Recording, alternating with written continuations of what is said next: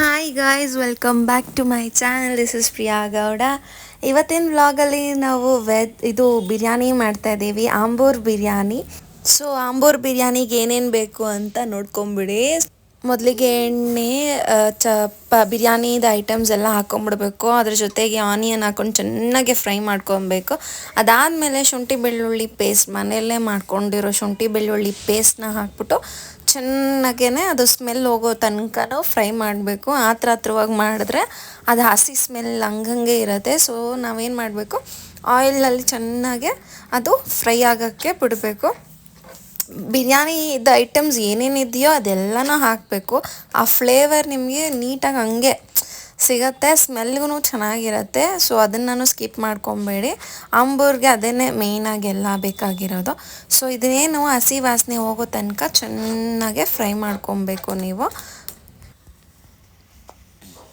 So ನೋಡಿ, ಚೆನ್ನಾಗಿ fry ಆಗಿದೆ. ಇವಾಗ ಕಲರ್ ಕೂಡ ಬಂದಿದೆ. ನೆಕ್ಸ್ಟು ಟೊಮೆಟೊ ಹಾಕ್ಕೊಬೇಕು. ಇಲ್ಲಿ 1 kg ಟೊಮೆಟೊ ಹಾಕ್ತಿದ್ದೀವಿ. 1 kg onion, 1 kg tomato, 2 kg chicken. ಇಷ್ಟು ಬೇಕಾಗಿರೋ ಕ್ವಾಂಟಿಟೀಸು. ಇದು ಬಂದು ಒಂದು 10ರಿಂದ ಚೆನ್ನಾಗಿ ತಿನ್ನೋರಂದರೆ ಒಂದು 10 ಜನಕ್ಕಾಗತ್ತೆ ಇದು. ನೆಕ್ಸ್ಟು ಟೊಮೆಟೊ ಚೆನ್ನಾಗಿ ಸಾಫ್ಟ್ ಆಗೋಕ್ಕೆ ಸ್ವಲ್ಪ ಸಾಲ್ಟ್ ಹಾಕ್ಕೊಬೇಕು. ಸ್ವಲ್ಪ ಸಾಲ್ಟು ಮತ್ತು ಇದು ಅರಿಶಿನ ಹಾಕ್ಕೊಬೇಕು ಕಲರ್ ಬರೋದಕ್ಕೆ. ಕಲರ್ ಪೌಡ್ರ್ ಹಾಕ್ಕೋಬಾರ್ದು, ಬೇಕಂದರೆ ಕಲರ್ ಪೌಡ್ರ್ ಹಾಕೋಬೋದು. ಅರಿಶಿನೂ ಕಲರೇ ಅಲ್ವಾ, ಸೊ ಅರಿಶಿನ ಆರ್ಗ್ಯಾನಿಕ್ ಅಂತ ಅರಿಶಿನ ಹಾಕ್ತಿದ್ದೀವಿ. ಆಮೇಲೆ ಸ್ವಲ್ಪ ಚಿಲ್ಲಿ ಪೌಡ್ರ್ ಹಾಕ್ಕೋಬೇಕು. ನಿಮ್ಗೆ ಎಷ್ಟು ಖಾರ ಬೇಕೋ ಅಷ್ಟು ನೀವು ಚಿಲ್ಲಿ ಪೌಡ್ರ್ ಹಾಕ್ಕೊಬೇಕಾಗತ್ತೆ. ಅದು ಹಾಕ್ಕೊಂಡ್ಮೇಲೆ ಚೆನ್ನಾಗಿ ನೀವು ಮಿಕ್ಸ್ ಮಾಡಬೇಕು. ಚೆನ್ನಾಗಿ ಮಿಕ್ಸ್ ಮಾಡಿ ಅದು ಟೊಮೆಟೊ ಎಲ್ಲನೂ ತುಂಬ ಸಾಫ್ಟ್ ಆಗಬೇಕು. ಇವಾಗ ಹಾಕ್ತಿರೋದು ಇದು ಮಸಾಲ ಪೌಡರು, ಬಿರಿಯಾನಿ ಮಸಾಲ ಪೌಡರು.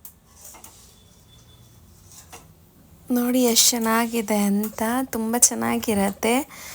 ಇದ್ರ ಜೊತೆನೇ ಅನ್ನ ಮಿಕ್ಸ್ ಮಾಡ್ಕೊಂಡು ತಿನ್ಬಿಡ್ಬೋದು, ಅಷ್ಟು ಚೆನ್ನಾಗಿರುತ್ತೆ ಗ್ರೇವಿ.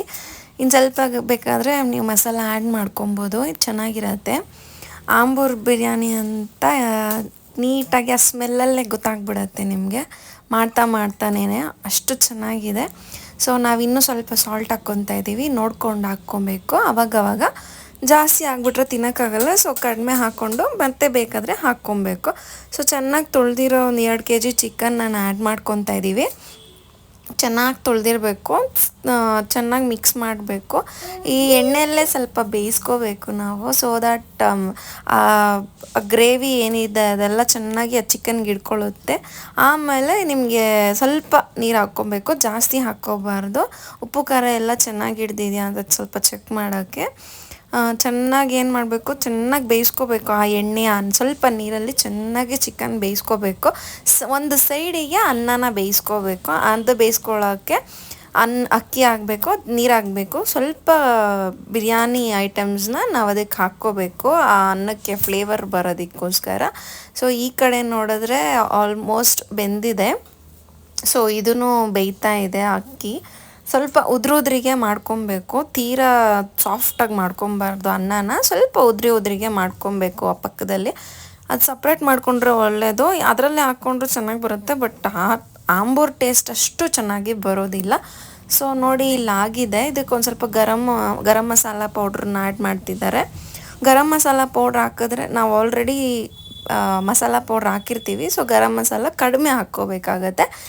ಅದು ಇವಾಗೇನೆ ಸ್ಮೆಲ್ಲು ತುಂಬ ಅಂದರೆ ತುಂಬ ಚೆನ್ನಾಗಿದೆ. ನೋಡಿ, ದಮ್ ಕೊಡ್ತಾ ಇದ್ದಾರೆ. ದಮ್ ಕೊಡೋದಕ್ಕೋಸ್ಕರ ರೈಸ್ನೆಲ್ಲನೂ ಆ ಚಿಕನ್ ಮೇಲೆ, ನಾವು ಚಿಕನ್ ಗ್ರೇವಿ ಮಾಡಿದ್ದೀವಲ್ಲ ಅದ್ರ ಮೇಲೆ ಹಾಕ್ಕೊಂಡಿದ್ದೀವಿ.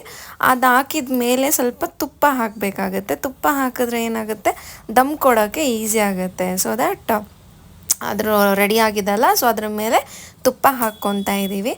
ತುಪ್ಪ ಹಾಕಿದ ಮೇಲೆ ಅದನ್ನು ಮುಚ್ಚಿಬಿಟ್ಟು ಅದ್ರ ಮೇಲೆ ಸ್ವಲ್ಪ ತೂಕ ಇರೋ ಅಂಥದ್ದು ಏನಾದರೂ ಐಟಮ್ ಕೆಳಗಡೆ ಒಂದು ಪ್ಲೇಟ್ ಕೊಟ್ಟಿದ್ದೀವಿ, ಅದ್ರ ಮೇಲೆ ನಾವು ಪಾತ್ರೆನಿಟ್ಟು ಅದರ ಮೇಲೆ ಒಂದು ತೂಕ ಇರೋದನ್ನು ಒಂದು 5 ನಿಮಿಷ ಇಟ್ಬಿಡ್ಬೇಕಾಗತ್ತೆ ದಮ್ ಕಟ್ಟೋಕ್ಕೆ.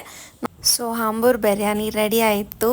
So thanks for watching and keep watching. Love you all, take care, bye.